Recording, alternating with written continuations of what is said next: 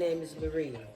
I'm hoping that this reaches out nationwide to mothers, fathers, brothers, sisters, aunts, cousins, nieces, and nephews. I'm talking about my three black grandchildren who were taken from me to the system and placed with a white family. 2014, after I reported them being abused by the foster parents, the judge told me I was being vindictive and I couldn't see them anymore. Even after all that, going to court year after year, over years of time, 2 years ago, it was reported that they were making my grandson lick bones because my granddaughter didn't know how to spell. They shaved her hair and told her that she needed to be punished because she couldn't understand. This is wrongdoings. Children should not be put down like this, called the N word or called anything to make them feel less than who they are. In 2023, it was reported that these same parents adopted my three grandchildren. They was not fed, they were not clothed, they were kicked, they were made to stay outside in the cold. Oh Lord, just so much. So they were taken away from them for 6 months. And then they told their story on how horrible and how bad they felt. But nobody heard their cries. They then placed my three black grandchildren back in the same home until the adoptive parents left and moved to a different state.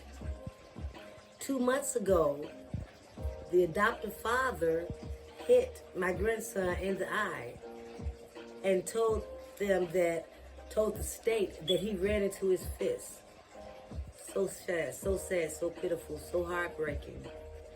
Why should these three black children have to suffer, have to be enslaved? They're now again living again in a different state, as I said, where they're living in an attic, in a dungeon, nothing but a bed, made to eat leftovers. Your questions?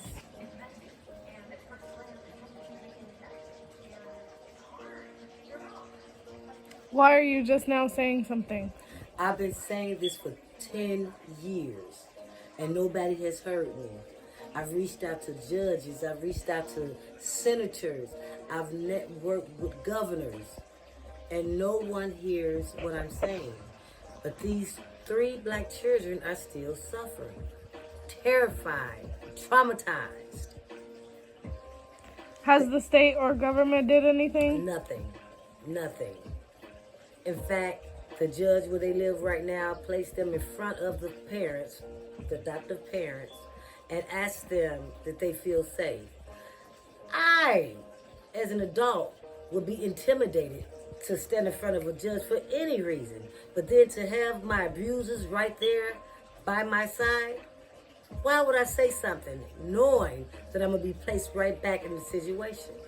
And them just being children too, like they're just kids. Yes. What about the police department? What did they say? The police investigated the situation again because of the trauma and because of them being so afraid of their parents. They will not speak out because they know that they're going to be headed right back as they are, right back in the same home.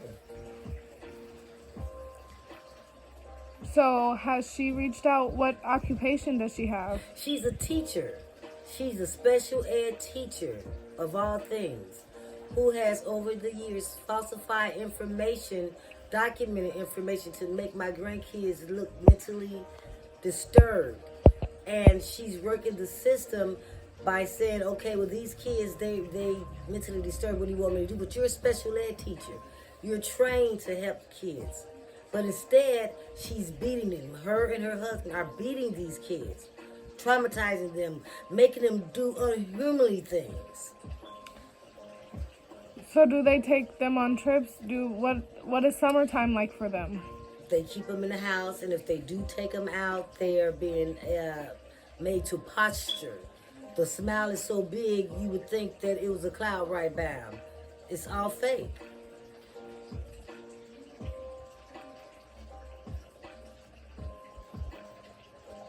What does CPS have to say about it? Child Protective Services in the state they're living in right now try to terminate their rights. Soon after, within 2 weeks, they replaced the kids back. That wasn't enough time for them to feel safe. 2 weeks? They've been through much more, and it took 6 months for these kids to open up. So 2 weeks was nothing. Nothing. Now the investigation is stopped, but there are hotlines if anyone see anything. But how can anybody see anything? She took him out of school.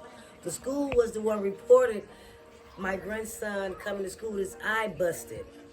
So is she homeschooling them? She's homeschooling them. She's licensed by Minnesota, and they're not doing anything, and she's... So how is she licensed to be a homeschool teacher in Minnesota? She doesn't live here anymore. I don't know if it's legal, but that's what she's doing. What is your goal? My goal is for someone to hear their cries, to free these 3 black children, my beautiful 3 black grandchildren, so that they can live. They can know what love is. So that they don't have to live in fear. If I never get them back, I want them removed from there and placed in a home that they can feel love, feel safe. They deserve happiness. They do not deserve to live in an attic, to be hidden out like animals, and to be tortured. Are their parents fighting? To my knowledge, no, but the adopted aunt is really supportive in helping me to get this story out so that they can get help. How would you like the media to help? Get involved. Ask the children to open up, to get them to a place where they can feel safe, where they can let people know how they're being treated, so they can feel like they can just move around. They don't have any phones, any TVs. There's nothing in their rooms but a black wall. What's her name? I don't know if I should say that at this point in time, but I do have documents backing up everything I've said. They're 2 white people who 4 years ago, their biological son reported them to the state and asked that it be anonymous. And then at that point, when they removed my 3 grandchildren from the home, my grandchildren, after 6 months, started to talking and telling their stories and telling them how afraid of them they were, and how they get tired of being called the N-word, or they're tired of being kicked on, or tired of walking around without eating. It's terrible. Just terrible. I hope that you guys out there with a heart would share this with me and help save my 3 grandchildren.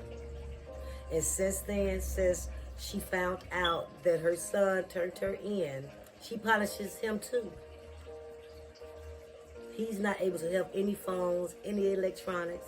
He's made to sleep in a closet. I have documentation about this. This is not a made-up story.